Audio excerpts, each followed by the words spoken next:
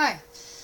Have you ever met a child that for some reason you couldn't stand? Maybe because they were driving you crazy, they couldn't be quiet, and you're in a public area, or they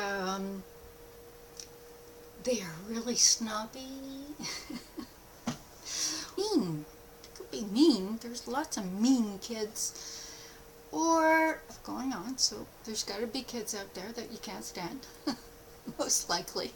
So it is a guess. But this is about awareness, and awareness is that there are many thoughts that we have going on, but we don't actually bring forward to take a real good look at them and go, what? Is this really what I want to be thinking right now? Does this make sense?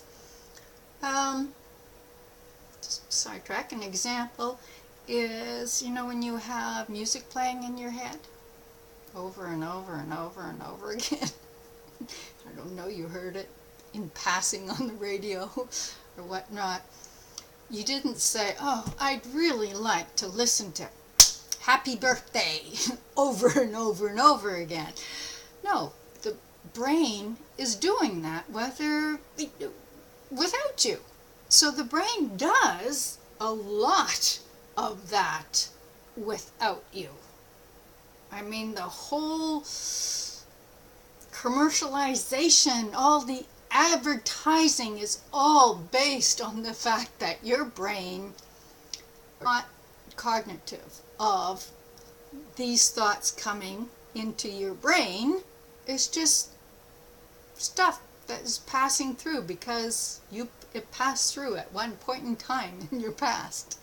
You have a lot of that, and we don't address it, mainly because those adults that raised us and so on and so forth were equally not raised to be aware that not everything that goes in your brain is actually of your control. You didn't put it there.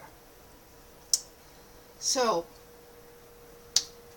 I'm using, in relating to a child, mainly because of all the, I would think, the most innocent. So, you have this child, you just can't stand them. Mind you, if it was a different child doing the exact same thing, you'd probably feel the exact same way. Well, what if, again, it was this child that was doing the exact same thing? You would feel the exact same way, right? So it actually doesn't have anything to do with the child now, does it? It has to do with how you're relating to something that they're doing in which strikes you in a certain way and brings up these feelings. And since the feelings aren't like, wow, great, loving feelings, one could say that they're on the side of threatening. I know it's not a big threat, but it's still threatening and not loving. So it's on the threatening side, and there's an emotion that is being stirred that you don't like. But the child is just doing what the child is doing. You actually take what they're doing and you bring it in and make it personal to you. Now, do you really want to do that? No. I don't think so. You don't want to walk around and be miserable. Yes, and that would be the more on the side of being miserable and suffering over the fact that you have some judgment going on that you don't like about a child. It is all of your own doing. It has nothing to do with that child. The child is going through their own stuff and taking all that they see around them personally. Awareness is only like a little bit of it. Has to do with being responsible for how you feel, your emotions around the circumstances. Without becoming aware of these thoughts that you don't seem to have control over because you're the one that's making that judgment. If you didn't have to, if you could say, well, no, I really don't really want to be miserable over the fact what this kid is doing, then you would be the one in control. Why would you want to feel miserable? You don't. So, I would think. So you're not in control. You're not in the driver's seat of your emotions. And we think that we can't be. Well, see, that's where it's not so. You can be.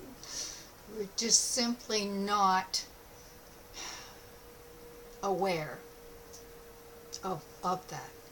Where you start is taking responsibility that for whatever it is you see, including me, all right, your judgments on me, you've taken however I am, whatever I say, and you've brought it over there with you and made it personal to you. So now you have opinions on it. Versus, I'm just saying what I'm saying. And honestly, I don't mean to take this personally as an insult. Whether you like me or not doesn't impact me at all. It's not only because this is pre-recorded. It's because however you are is with you, not with me.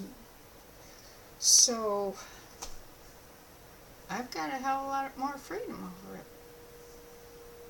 And it's worthwhile bringing into our society, especially for the kids, such that by the time they go to high school, maybe they won't all be victims, being threatened because their teacher gave them a dirty look, threatened because they don't have the right kind of sneakers on, okay? Threatened because they're fat, they're skinny, they're tall, and they're beautiful. Equally threatened, okay? Even perhaps more so. So the entire world, their whole world, tons and tons and tons and tons of judgments are coming in at them from the kids and the adults, everywhere they go. So, yeah, we have suicides in teenage years. We also have, like the shootouts. That's pretty serious. Okay, messed up stuff.